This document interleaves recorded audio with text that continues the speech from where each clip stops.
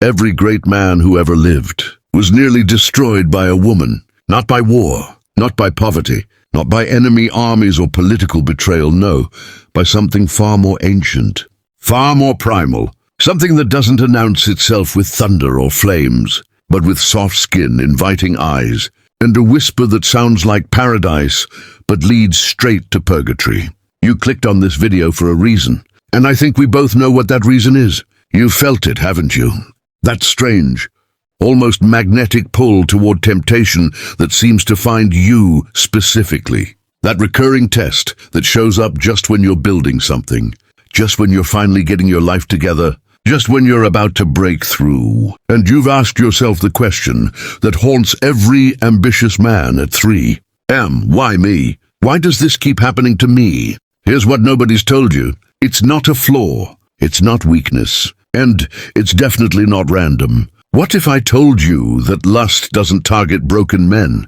It targets chosen men? What if the very thing you've been ashamed of, that relentless pull, that constant testing, is actually evidence of something extraordinary inside you that the universe is trying to refine? By the end of this video, you're going to understand exactly why you're being tested through this specific fire. You'll see the 7 ancient patterns that mark men who carry exceptional potential. And most importantly, you'll finally realize that your so-called weakness is actually the shadow side of a superpower most men will never possess. Stay until the end, because what I'm about to reveal changes everything. Trait 1, the burden of exceptional energy. Let's start with something that sounds almost mythological, but is backed by cold, hard science. You carry more fire than ordinary men. I'm not being poetic. Studies from the University of Cambridge have shown that men with higher baseline testosterone levels don't just experience stronger sexual urges, they also demonstrate higher risk tolerance, greater ambition, and more aggressive goal pursuit. The same neurochemical cocktail that makes you driven, makes you hungry. Think about that for a moment. The exact same energy that wakes you up at 5 a.m. to build your empire is the energy that whispers in your ear at midnight about destruction. This isn't coincidence. This is design. In ancient Greek philosophy, they called this thumos, the spirited part of the soul that drives warriors, kings, and creators. But here's what they also understood. Thumos doesn't discriminate. It fuels everything, your ambition and your appetite. Have you ever noticed that your desire spikes during your most productive seasons? When you're building, when you're winning, that's not irony, that's physics. Energy seeks expression. And if you don't channel it consciously, it will channel itself unconsciously. Why do you think so many CEOs, artists, and visionaries have fallen to scandal at the peak of their power? Coincidence? Or cosmic mathematics? Trait 2, the wound of the absent father. Now we go deeper, into the dark. Here's something that might sting. Many men who struggle most intensely with lust share one invisible thread in their childhood. A father who wasn't fully there. Maybe he was physically absent. Maybe he was emotionally unavailable. Maybe he was there, but he never taught you how to carry your own masculine energy without letting it consume you. Dr. Robert Glover's research on what he calls nice guy syndrome revealed something haunting. Boys who grow up without proper masculine modeling often develop a hidden shame around their own desires. They learn that their hunger is dangerous, wrong, something to hide. And what happens when you shame something? It doesn't disappear. It goes underground. It mutates. It becomes compulsion instead of choice. Does this resonate with you? That secret feeling that your desires are somehow darker than other men's? That if people knew what went on in your mind, they'd reject you? That shame isn't yours. You inherited it. And lust becomes the arena where you unconsciously try to heal a wound you didn't even know existed. You're not chasing pleasure. You're chasing the permission to be fully masculine that no one ever gave you. Trait 3, the provider paradox. Evolution programmed something into you that modern society refuses to acknowledge. For hundreds of thousands of years, the men who survived, thrived, and passed on their genes were not the passive ones. They were the conquerors, the builders, the providers who could attract multiple opportunities for reproduction. Your brain doesn't know that it's 24. Your limbic system still operates on Stone Age software. Here's the paradox nobody talks about. The more successful you become, the more this ancient programming activates. Studies on mate selection consistently show that female attraction spikes toward men displaying resources, status, and competence. Your success literally makes you more visible to temptation. You've noticed this, haven't you? The attention increases the moment you level up. The options multiply when you finally have something to offer. Is this fair? Maybe not. But it's the game, and chosen men don't complain about the game. They learn its rules. The question isn't whether temptation will come. It will, always. The question is, will you be prepared when it arrives, wearing exactly the disguise designed to disarm? You specifically? Trait 4, the escape artist's mask. Let's get uncomfortably honest for a moment. Sometimes lust isn't about desire at all. Sometimes it's about escape. You carry weight that other men can't even imagine. Pressure, responsibility, the constant burden of being the one who holds everything together, the one who can't break down, the one who has to have answers. And there are nights, you know the ones, when that weight becomes unbearable, when your mind is screaming for relief, for just 10 minutes of not thinking, not planning, not carrying. Lust offers that escape. It promises a momentary death of the overthinking mind, a biological reset button. Psychologists call this affect regulation through behavioral activation. In simple terms, you're using intensity to drown out pain you haven't processed. The real question is, what are you actually running from? Because the temptation isn't the problem. It's the symptom. It's the smoke alarm going off because somewhere in your internal house, something is burning. Every time you resist asking that question, the fire spreads. Trait 5, the intimacy wound.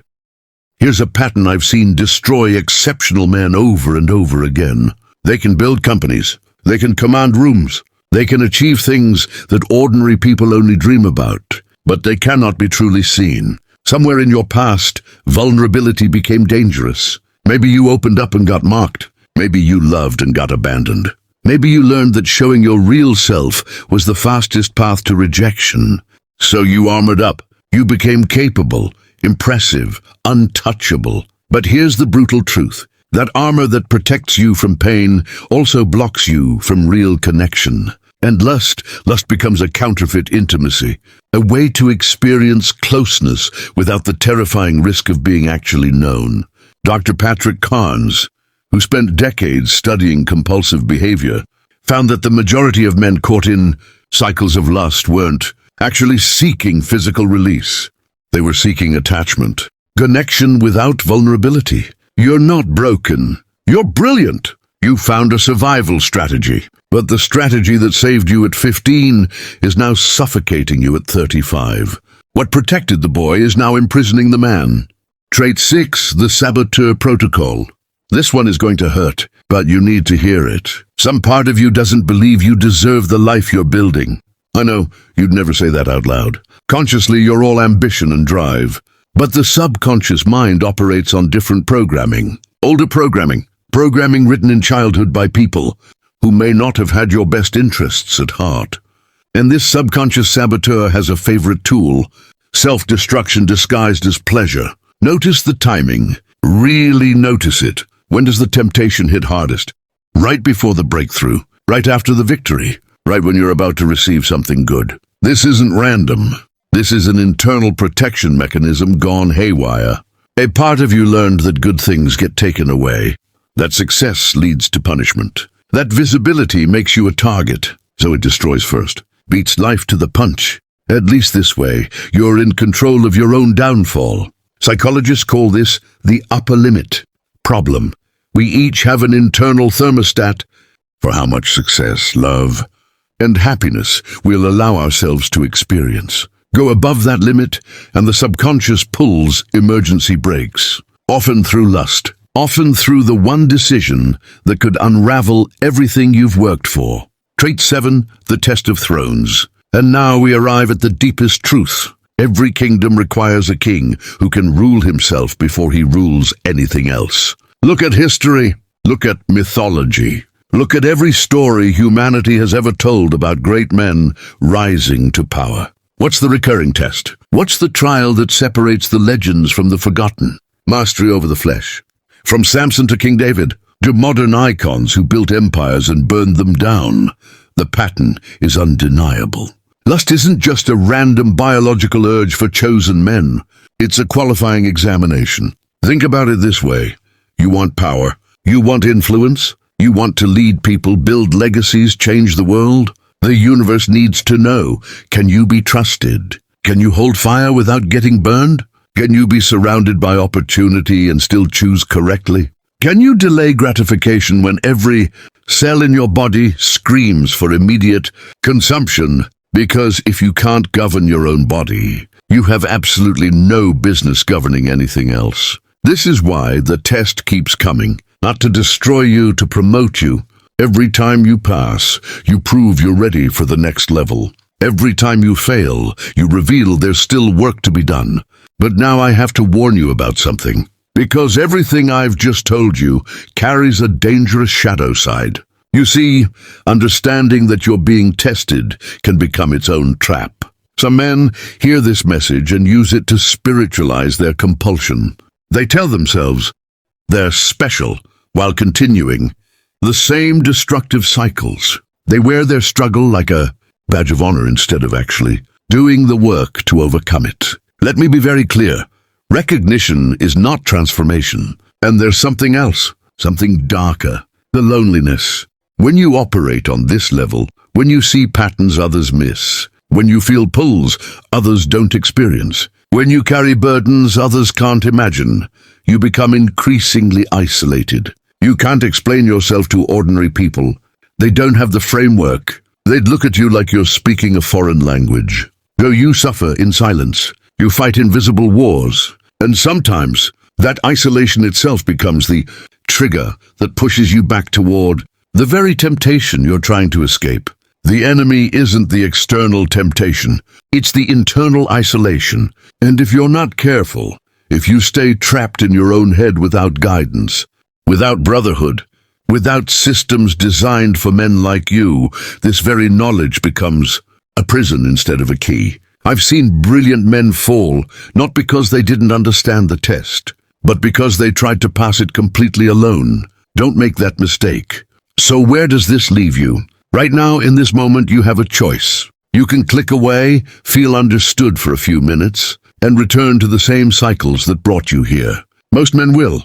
Most men are comfortable in their cages because at least the cage is familiar. Or you can recognize that this video found you for a reason, that the algorithm, or something beyond the algorithm, placed this message in your path at exactly this moment in your life. If you saw yourself in these 7 traits, if something in your chest tightened when I described your struggle, if you finally feel seen in a way that nobody in your physical life has ever provided, then you belong here. This channel exists for men like you, men who think differently, who feel deeply, who carry potential that both blesses and burdens them. We don't do surface-level content. We decode the hidden architecture of exceptional minds. Subscribe. Turn on notifications, because the next video might contain the missing piece you've been searching for your entire life. And if this scared you, if you recognize the pattern and felt that chill down your spine, leave a comment right now with 2 words. I see it. Let me know you're awake. Let me know you're ready, because the test isn't going away. But now you know what it means.